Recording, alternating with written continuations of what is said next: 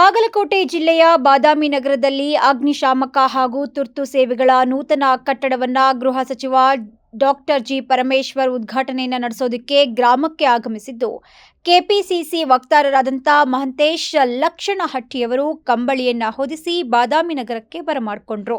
ಇನ್ನು ಬಾದಾಮಿಗೆ ಆಗಮಿಸಿದ ಸಚಿವರು ಶಕ್ತಿಪೀಠ ಬನಶಂಕರಿ ದೇವಿ ದರ್ಶನವನ್ನ ಪಡೆದರು. ಇನ್ನು ಇದೇ ಸಂದರ್ಭದಲ್ಲಿ ಮುತ್ತಣ್ಣ ಬಾಗಲೆ ದೊಡ್ಡಮನೆ ಕೂಡ ಉಪಸ್ಥಿತರಿದ್ದರು.